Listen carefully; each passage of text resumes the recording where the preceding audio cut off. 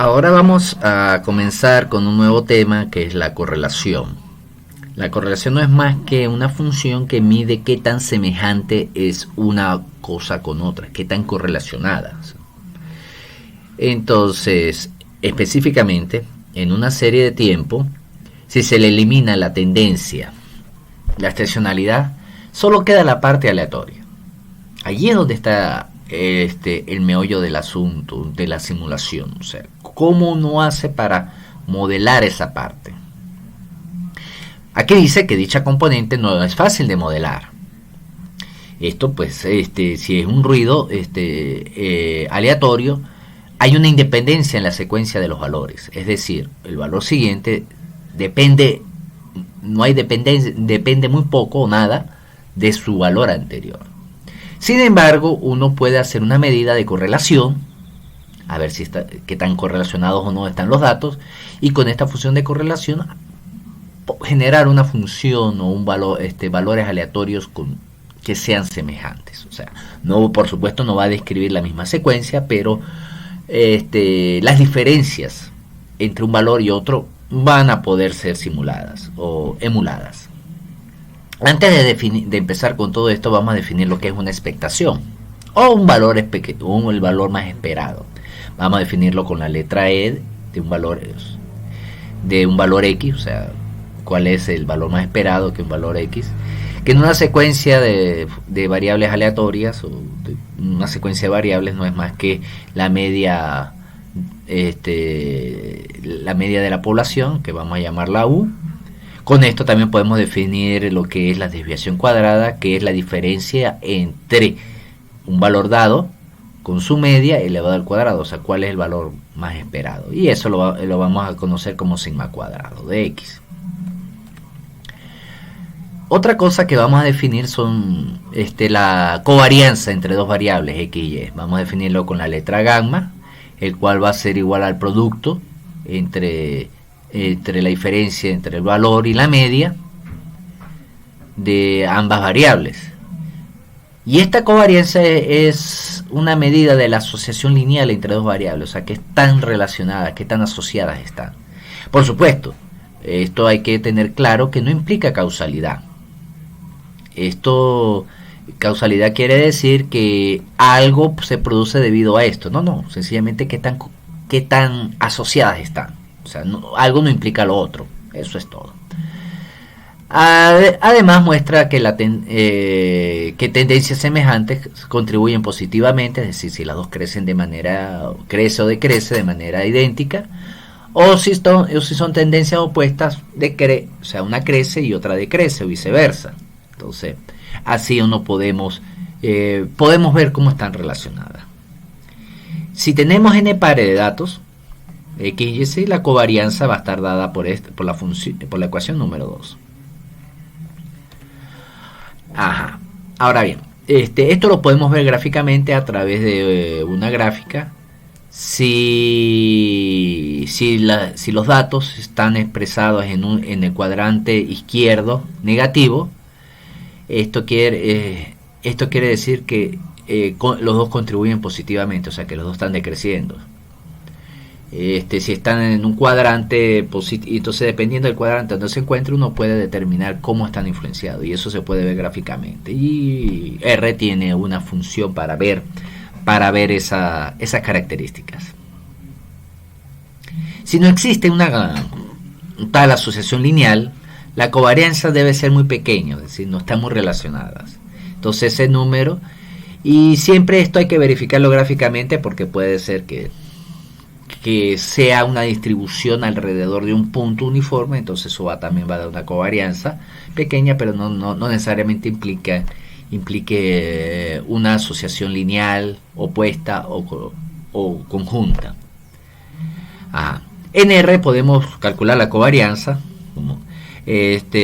para un denominador n-1 a partir de la función cov. Y usamos la función media. Estamos dividiendo por n, o sea, hay que tener en cuenta que en la covarianza se mide entre n-1 y si utilizamos la función media se divide entre n. Entonces siempre hay que estar muy pendiente qué funciones utiliza R, o sea, cómo son las ecuaciones que utiliza R para sus funciones. Ahora vamos a presentar un ejemplo. El benzoapireno es un hidrocarburo cancerígeno, que es un subproducto de la combustión interna. Una fuente de este compuesto y del monóxido de carbono es el escape de los automóviles. Colucci y Begeman en 1971 hicieron muestras de aire en Manhattan y registraron la concentración de ambos componentes, el monóxido de carbono como X en unidades de partes por millón y el benzoapireno en microgramos por miles de metros cúbicos. Aquí tenemos y aquí tenemos los datos. Entonces vamos aquí a generar R. Vamos a leer los datos. Después los unimos su encabezado con sus valores y después los graficamos. Ajá.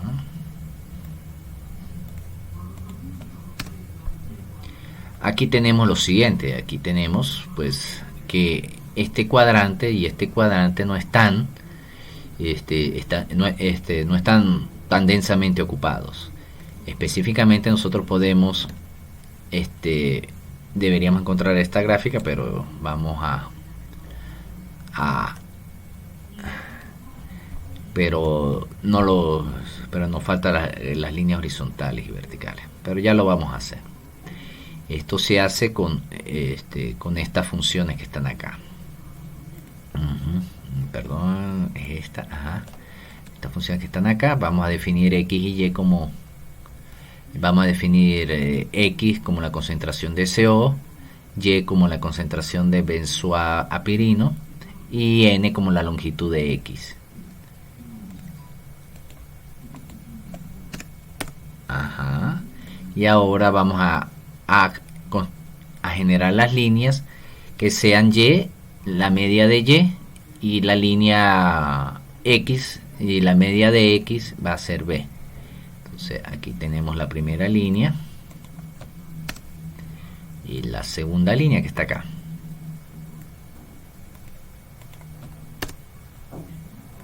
Aquí ya tenemos las líneas, entonces hemos dividido esto en cuadrantes. Entonces vemos que los cuadrantes, este cuadrante tienen pocos puntos, sin embargo estos cuadrantes que están acá tienen más puntos. Entonces, y aquí podemos tener esta es la suma de la media. Aquí tenemos como la covarianza, el valor de la covarianza, que es 5.1. Aquí tenemos la media multiplicada el producto de las medias,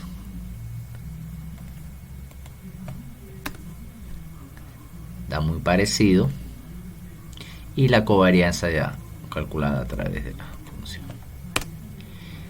Fíjense que este y estos dos valores son idénticos. Bueno, entonces podemos calcularlo de tres maneras. Aquí sacamos, aquí la diferencia entre este y este es que no dividimos entre n-1, sino entre n. Y fíjense que el valor es un poquito más bajo. Entonces, volviendo a esta gráfica, aquí tenemos una correlación. O sea, tenemos que la propagación es más o menos lineal. Ya veremos más adelante cómo es eso. Y aquí dice lo siguiente, que la correlación es una medida adimensional. Ojo, no tiene dimensiones. Y de un par de variables, de la asociación de un par de variables. Si obtiene esto se puede obtener estandarizando la covarianza, dividiéndole por el producto de desviaciones estándar. Muy importante aquí, las correlaciones toman valores entre -1 y 1, donde -1 está negativamente correlacionada y más 1 totalmente correlacionada. Cuando el valor es 0, esto indica que no hay asociación lineal.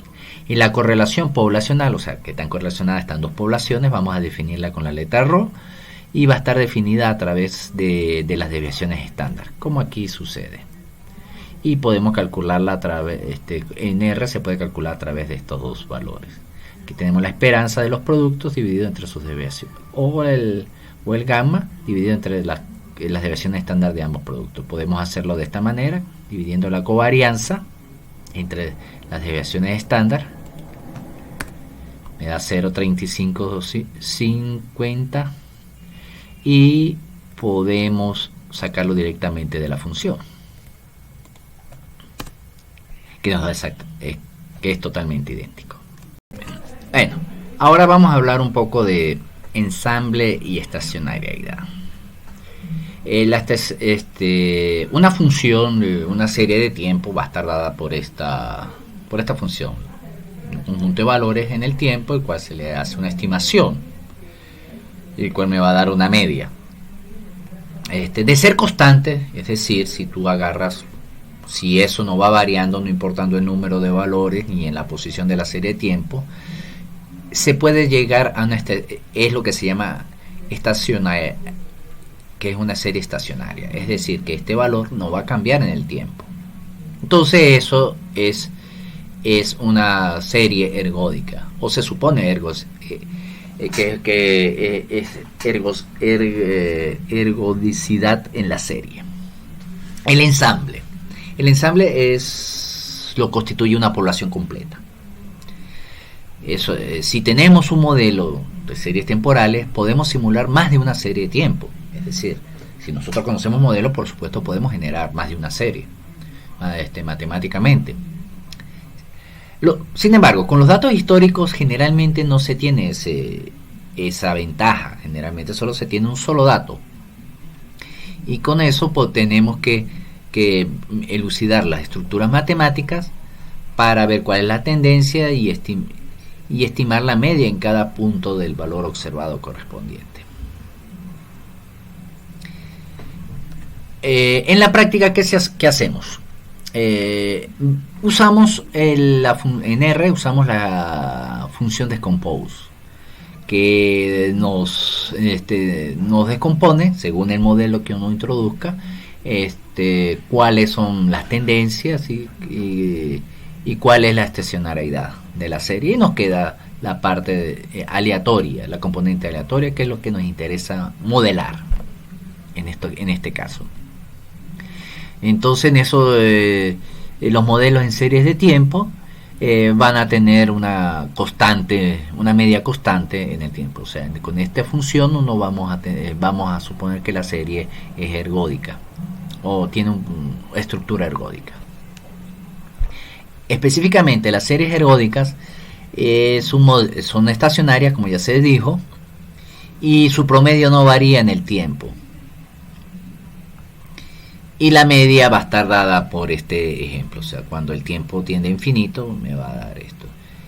Y esto implica independencia del punto de partida. Es decir, no importa dónde comencemos en la serie de tiempo, siempre vamos a tener los mismos resultados. La función varianza. O sea, cómo varía la serie temporal. Vamos a buscar la desviación cuadrática a través de la expectación de la diferencia entre los valores y la media de la serie ergódica. Entonces, asumiendo nuevamente ergodicidad, tenemos que la varianza va a estar dada por la sumatoria de la media menos del valor menos la media al cuadrado dividido entre 1 menos 1. Si la correlación es positiva, la varianza tenderá a subestimar la varianza de la población en una serie corta, porque las observaciones sucesivas tienden a ser relativamente similares. Es decir, si uno hace mediciones muy cortas, los valores no van a variar mucho, y eso implica que no vamos a tener una buena medida de la varianza. Por eso es recomendable buscar series muy largas o hacer muchas mediciones cortas sucesivamente o en distintos tiempos de la serie. Ahora vamos a hablar de la autocorrelación. Consideremos una serie temporal que es estacionaria en la media y en la variancia, es decir, que no va a cambiar. Esos valores no van a cambiar en ningún intervalo de medición que hagamos sobre la serie. La correlación entre variables depende solamente del número de pasos de tiempo que se las separa. Es decir, nosotros vamos a hacer una correlación entre intervalos de tiempo. O sea, dado un tiempo, vamos a correlacionarlo con un tiempo futuro o pasado, dependiendo de dónde se sitúe. Una correlación de una variable en sí misma en momentos diferentes se conoce como autocorrelación o correlación serial, que es otro nombre que se le da. Esto es una serie temporal de segundo orden estacionaria y podemos definir una función de autocovarianza, es decir, cómo varía en sí misma, y la vamos a definir con la letra gamma de K, donde K va a ser el intervalo de tiempo que va a estar, el intervalo de tiempo entre las dos medidas, o también se le conoce como función retraso. Entonces aquí tenemos la definición donde tenemos una variable en el tiempo t y tenemos una variable en el tiempo k. Entonces el k me va a dar el retraso que va a tener t, y mu va a ser la media de la varianza, y se define, y es la expectación de este valor. Y la autocorrelación va a estar dividida por la función sigma cuadrado. Específicamente nosotros podemos tener una equivalencia en este caso. O sea, la expectación va a estar dada por este valor de CK, que es la autocovarianza. Con retraso 0 es cuando K es igual a 0, es decir, va a ser sigma cuadrado, o C sub 0 también.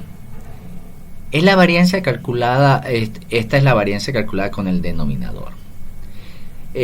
Aquí tenemos la restricción que en el denominador n se calcula, se usa para evaluar el k, aunque solo se puede añadir nk términos, es decir, dependiendo del retraso.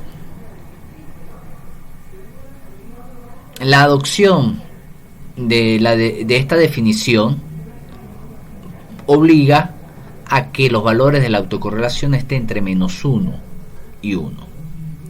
Una muestra de y esto conlleva a que la autocorrelación la función de autocorrelación se define de esta manera, como la covarianza con un retraso acá dividido entre la covarianza sin retraso, es decir, cuánto se varía en un espacio de tiempo respecto a sí mismo, cómo es la dispersión con sí mismo.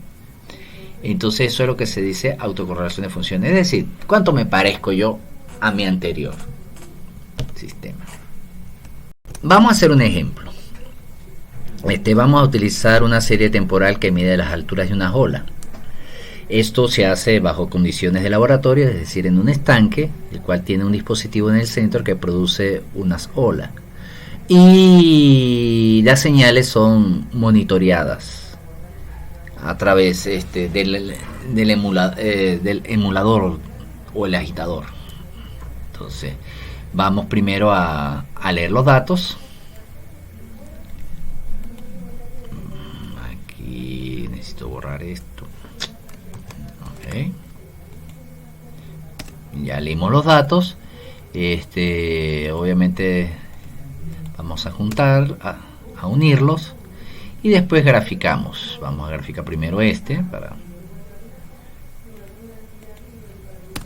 aquí está la serie temporal de las alturas de las olas en 400 iteraciones de tiempo. Podemos graficarlas en un corto periodo a través de esta función, solo los primeros 60 valores, y vamos a obtener esta función. Aquí tenemos las mismas gráficas, y vamos ahora a proceder a utilizar los valores, las funciones en R sobre la función de autocorrelación de X, en cual se almacena en un objeto AFCDE que va a depender de X con una extensión ACF, perdón. Y la autocorrelación con retraso K se define a través de esta instrucción donde vamos aquí le decimos cuánto es que se va a retrasar. Entonces primero vamos a sacar la función de autocorrelación para un retraso de 2.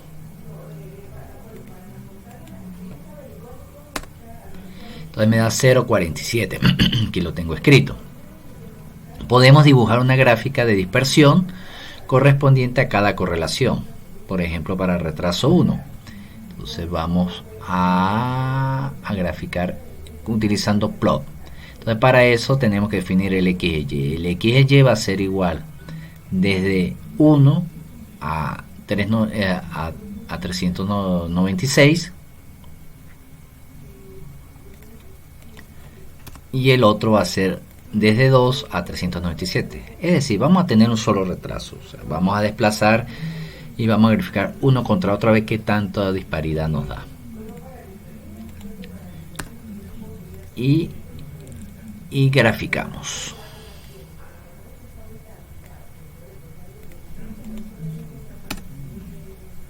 ¿Qué obtenemos? Obtenemos esta gráfica. Fíjense que va siguiendo una cierta correlación, o sea, va a ser lineal. O sea, las diferencias van a estar más o menos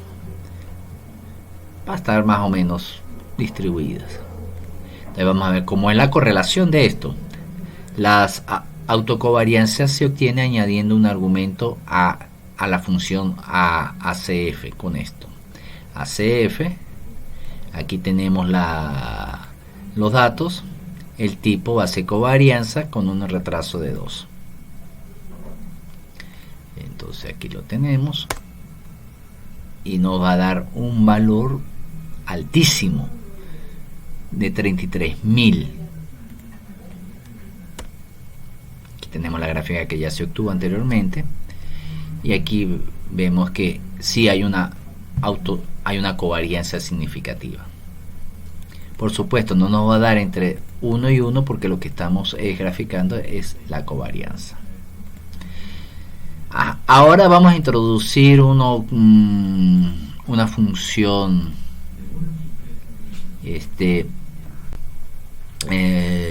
para analizar esto, que se llama el correlograma. Es una función gráfica el cual nos indica cómo va a ser la autocorrelación dependiendo del lag, del retraso. Entonces, si nosotros graficamos este señor, si damos esta instrucción, creo que nos genera el correlograma. Aquí la tenemos, donde estas líneas azules punteadas me da la confianza de estos resultados. Bueno, unas características de los correlogramas. En el eje X da el retraso, como ya les he mencionado, y en el eje Y da la autocorrelación, el RK, en cada retraso. La unidad de retraso es el intervalo de muestreo y la correlación es adimensional. Aquí lo podemos ver que es adimensional en esta ecuación que está acá. Básicamente hacemos las mismas medidas. Segundo, si la función de autocorrelación es 0, la distribución muestral de RK es aproximadamente normal, con una media de 0 y una varianza más o menos 1 sobre n, que es la línea punteada. Si R cae fuera de estas líneas, tenemos evidencia contra hipótesis del nula, que RK igual a 0 al nivel 0.5. ¿Qué quiere decir esto? Esto quiere decir que por debajo de esta línea podemos despreciarlo y por encima de esta línea son significativas. En este caso nosotros nos damos cuenta que aquí hay un valor que puede, o sea, no es puede ser tomado en cuenta o no, pero ya estos valores sí son necesariamente tomados en cuenta. El correlograma para las alturas de las olas tienen una forma bien definida que aparece como una función de coseno amortiguado. Esto es típico de correlogramas de series temporales generadas por un modelo autorregresivo de orden 2. Es decir, si nosotros vemos aquí parece que es una función sinusoidal que va siendo amortiguada a medida que transcurre el tiempo. Eso quiere decir que a medida que nosotros hacemos una correlación, los valores se parecen menos unos a otros. Es decir, estos son más independientes de esto. Entonces eso es lo que nos quiere decir. Y en este caso, como es de orden 2, generalmente va a tener estas estructuras. Algunos resultados para las señales deterministas son útiles para explicar los patrones en el AFC. Es decir, hay series que cuando tienen componentes deterministas aparecen muy bien reflejados en los AFC. Consideramos relaciones de algún proceso estacionario. Si se construye una serie de tiempo que consiste solo en una tendencia, los números entre 1 a 1000, por ejemplo, el AFC disminuye lentamente, casi lineal. Es decir, si nosotros vamos a definir un proceso de que 1, 2, 3, 4 y le hacemos el correlograma, esa tendencia va a ser muy lenta. Porque los valores se van a parecer unos a otros. Entonces, para que desaparezca esa semejanza hay que esperar mucho tiempo. Si se toma un gran número de ciclos de una onda sinusoidal discreta de cualquier amplitud y fase, el AFC es una función coseno discreta en el mismo periodo. Es decir, si hay una correlación si hay una estructura estacional, se va a reflejar claramente en la función de autocorrelación. Esos ciclos van a aparecer en la función de autocorrelación.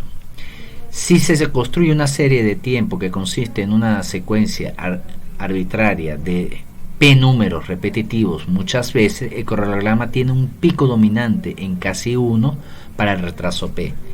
Si por alguna razón dentro de un ruido hay una serie, hay un número que se repite constantemente, eso va a reflejarse en la función de autocorrelación en el diagrama, y eso nos ayuda a explorar dónde están las tendencias, esas cosas. Por ejemplo, es muy utilizado, ya lo veremos más adelante, pero es muy utilizado cuando uno tiene un mal modelo de descripción, y cuando uno va a chequear el ruido, allí aparece unas claras correlaciones que generalmente no es ruido. Entonces ya veremos la utilidad de estos correlogramas. Por lo general, si una tendencia en datos se muestra en el correlograma, y si hay una variación estacional, los puntos estacionales se supondrán en un patrón. Entonces eso hay que tomarlo en cuenta. Aunque queremos conocer las tendencias y patrones estacionales en una serie de tiempo, no necesariamente nos basamos en el correlograma para identificarlo. Es decir, podemos identificarlos con el correlograma, pero a veces son valores que son ficticios. Por eso hay que tener cuidado. Hay que hacerle muchas pruebas a los números. A la serie de tiempo hay que manejarlas mucho, verlas mucho. El principal uso del correlograma es detectar autocorrelaciones en las series de tiempo después de haber eliminado una estimación de la tendencia y la variación estacional. Es decir, se construye el modelo y se ve si el modelo es bueno o es malo a través del correlograma. El correlograma pues mostrará una correlación muy lenta si hay tendencias en los datos, en las series de tiempo, y también mostrará pues los efectos estacionales, si también están presentes en las series de tiempo. Esto lo podemos ver en el ejemplo de los pasajeros aéreos de Panamá, en el cual va a mostrar los ciclos que van a superponer en un patrón muy fuerte, y además una disminución muy lenta en la función de autocorrelación. Esto por supuesto va a dar un retraso de un año, que el cual es el ciclo que va a estar reflejado.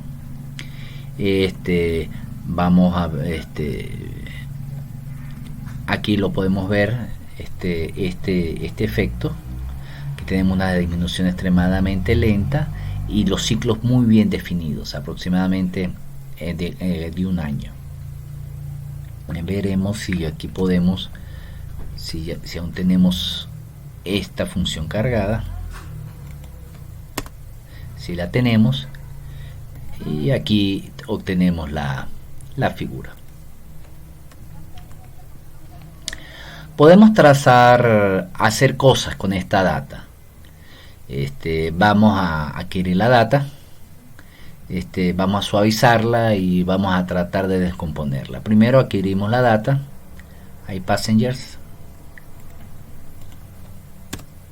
después la vamos a introducir en vamos a apuntarla a este objeto. Luego de ello vamos a descomponerla con un modelo multiplicativo. Ya dicha data descompuesta, vamos a graficar la parte aleatoria. Fíjense que nosotros comenzamos del 7, ya que se hace un promedio móvil centrado en 12, los 6 primeros valores desaparecen. Entonces el programa R los coloca como no asignado. Entonces volvemos a graficar la parte aleatoria de este señor y se obtiene estos valores que está acá. Fíjense que no está muy bien hecha la descomposición, ya que por ejemplo, la media en este sector no es igual a la media o la dispersión en este sector no es igual a la dispersión de este sector ni de este. Entonces, por lo tanto, no esperamos muy buenos resultados. Aquí vemos el mismo gráfico y aquí vemos la función de autocorrelación, que la podemos generar también con esta expresión que está acá. Aquí vemos nuevamente, aquí hay valores que no son despreciables de correlación. Bueno, aquí tenemos los valores. El correlograma sugiere una forma de coseno amortiguado característico de un modelo autorregresivo de orden 2. Bueno, en otras palabras, que el ajuste estacional no ha sido totalmente efectivo, lo que les comentaba. Vemos que la desviación estándar en la serie original de julio a junio es de 109 y la desviación estándar después de restar esta estimación es de 41 y la desviación estándar después del ajuste estacional es de 0,03. Vamos a ver estos valores. Aquí está la desviación estándar de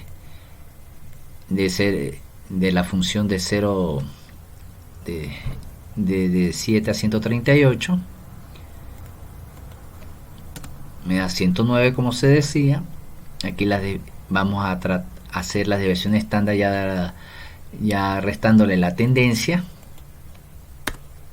es de 41 como le mencionaba, y de la desviación estándar ya de la parte de descomposición va a dar bastante chica. Otro ejemplo que nosotros podemos ver aquí son los flujos mensuales en un reservorio de agua en Northumberland, comprendido entre enero de 1909 y diciembre de 1980. En este caso, pues hay una tendencia decreciente en los flujos y también una variación importante en los eventos estacionales. Primero vamos a leer la tabla, los datos, con que tenemos aquí. Después vamos a juntar los valores, atarlos